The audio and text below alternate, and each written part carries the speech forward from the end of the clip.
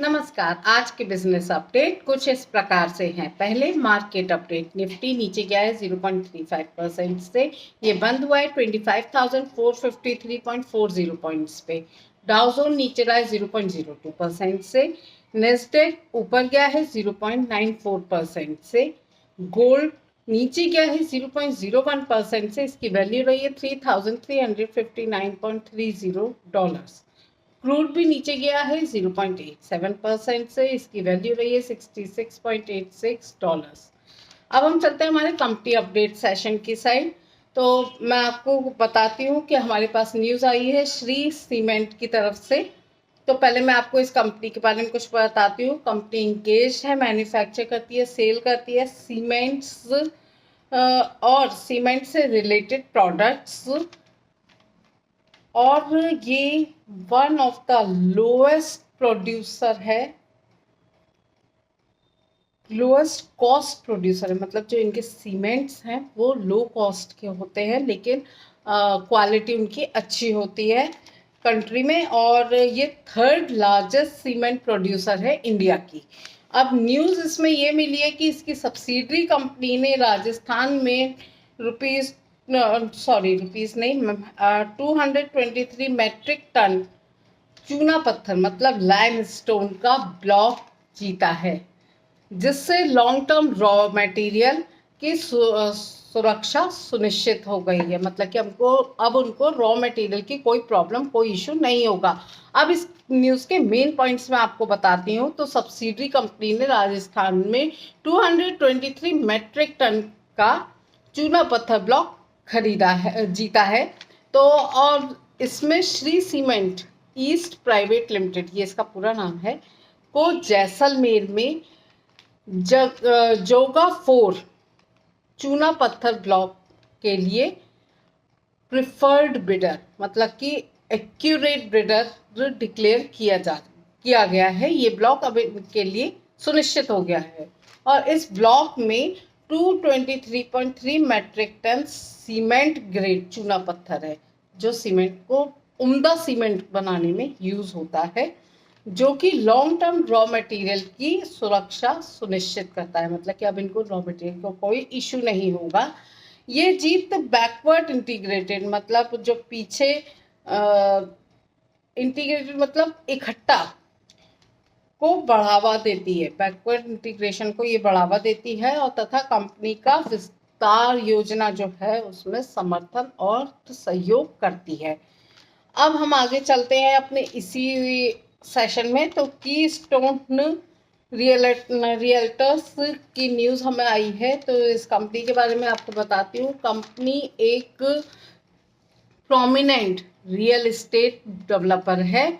ये company engaged है primarily business में, रिटेल एस्टेट के कंस्ट्रक्शन में, डेवलपमेंट में और अदर रिलेटेड एक्टिविटीज जो होती हैं रियल एस्टेट्स के, उसमें इन्वॉल्व है इंडिया में।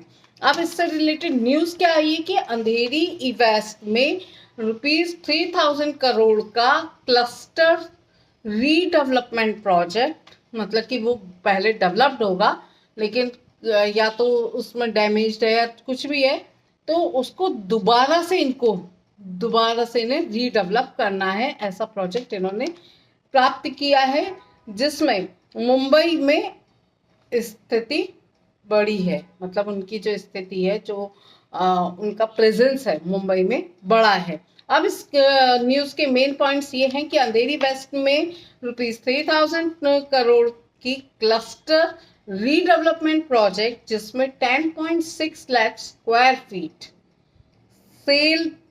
सेल एबल एरिया शामिल है। मतलब सेल एबल एरिया मतलब बिक्री योग्य क्षेत्र शामिल है। अब 5 सोसाइटीज के साथ विकास समझौता पर सिग्नेचर किए गए हैं। मतलब कि जो डिफरेंट 5 सोसाइटीज हैं उनके साथ इनका एक ही कंपनी का कोलैबोरेशन हुआ है और उन्होंने सिग्नेचर करे हैं डील पे, तथा 3 और समझौते मिले हैं जिन पे जल्द ही वो सिग्नेचर करेंगे। इस प्रोजेक्ट से रेवेन्यू बढ़ने की संभावना है मुंबई में के प्राइम रीडेवलपमेंट स्पेस में रुस्तम जी लीडरशिप मजबूत होगी। अब हम आगे चलते हैं एनबीसीसी की तरफ। ये इससे रिलेटेड एक न्यूज़ आई है, तो पहले मैं आपको इस कंपनी के बारे में बताती हूँ। कंपनी एक government of India Navratna enterprise के तहत आती है, मिनिस्ट्री ऑफ हाउसिंग में एंड अर्बन अफेयर्स में भी। द कंपनी ये जो कंपनी है ये ऑपरेट करती है 3 मेजर सेगमेंट्स में। ये प्रोजेक्ट मैनेजमेंट कंसल्टेंसी देती है, इंजीनियरिंग, प्रोक्योरमेंट और कंस्ट्रक्शन करती है, और रियल एस्टेट में है। अब इससे रिलेटेड जो न्यूज़ आई है वो मैं आपको बताती हूँ। एफडीसीएम गोलवांडा जू लिमिटेड से ₹354.88 करोड़ की जू इंफ्रास्ट्रक्चर प्रोजेक्ट हासिल किया है इन्होंने, जिससे पीएमसी बिजनेस मजबूत हुआ है। दोबारा से जू को बनाना है, उस एरिया को दोबारा से रीस्ट्रक्चर करना है। इस न्यूज़ के मेन पॉइंट्स मैं आपको बताती हूँ। मेजर जू इंफ्रास्ट्रक्चर के मैनेजमेंट और सुपरविजन के लिए एफडीसीएम को गोलवांडा जू लिमिटेड से ₹3054.88 करोड़ का प्रोजेक्ट हासिल किया है। इसके दायरे में, इसके जो एरिया में है वो है अफ्रीकन जू, सफारी प्लाजा और पशु देखभाल फैसिलिटीज शामिल हैं, और डोमेस्टिक ऑर्डर बुक में वृद्धि और कोर पीएमसी बिजनेस की दृष्टि से ये मजबूत कर सकता है। तो मतलब ये जो इनको मिला है जू का contract, this is very good for that company. अब हम चलते हैं हमारे इसी सेक्शन में आगे। तो एफकॉन्स इंफ्रास्ट्रक्चर की तरफ से न्यूज़ आई है। पहले मैं आपको इस कंपनी के बारे में एक छोटा सा ब्रीफ देती हूँ कि ये कंपनी इंफ्रास्ट्रक्चर इंजीनियरिंग और कंस्ट्रक्शन कंपनी है। अब इससे रिलेटेड न्यूज़ ये आई है कि जामनगर प्रोजेक्ट के लिए रिलायंस से ₹175 करोड़ का सिविल और स्ट्रक्चरल इरेक्शन ऑर्डर मिला है। अब इसके मेन पॉइंट्स इस न्यूज़ के मैं आपको बताती हूँ। कंपनी ने ₹175 करोड़ का हासिल किया है जामनगर प्रोजेक्ट के लिए रिलायंस की कमिटमेंट से इन्होंने ये प्रोजेक्ट हासिल किया है। अब कॉन्ट्रैक्ट प्रदान किया गया है जो कि एफकॉन्स इंफ्रास्ट्रक्चर को गुजरात में के जामनगर के सिविल और स्ट्रक्चरल निर्माण कार्य के लिए रिलायंस इंडस्ट्रीज, निर्माण कार्य मतलब इंफ्रास्ट्रक्चर को कंस्ट्रक्ट करने के लिए रिलायंस इंडस्ट्रीज लिमिटेड से लेटर ऑफ कमिटमेंट भी मिल चुका है।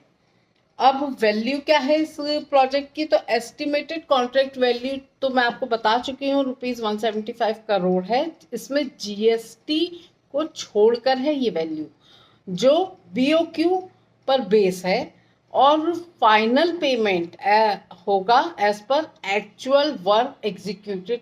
जितना एक्चुअल वर्क उन्होंने किया है उस पर उनका फाइनल पेमेंट बेस्ड रहेगा। दोस्तों ये तो थे कुछ हमारे कंपनी अपडेट। इसमें आगे और भी जो न्यूज़ जुड़ती जाएंगी वो तो मैं आपको बताऊंगी ही। अब हम चलते हैं हमारे इंटरनेशनल अपडेट के सेशन की साइड। तो ट्रंप ने वियतनाम ट्रेड डील की घोषणा की है। यूएस में उसके इंपोर्ट पर 20% टैरिफ लगाया गया है। तो इस न्यूज़ के मैं मेन पॉइंट्स आपको जो मेरे को दिखे वो मैं आपको बताती हूँ। प्रेसिडेंट डोनाल्ड ट्रंप ने कहा है कि यूनाइटेड स्टेट ने वियतनाम के साथ ट्रेड डील कर ली है। इसमें ट्रंप ने कहा है कि डील में वियतनाम गुड्स पर 20% यूएस टैरिफ तथा 40% ट्रांसशिप टैरिफ शामिल है। दोबारा से रिवाइज करे हुए है शायद ये।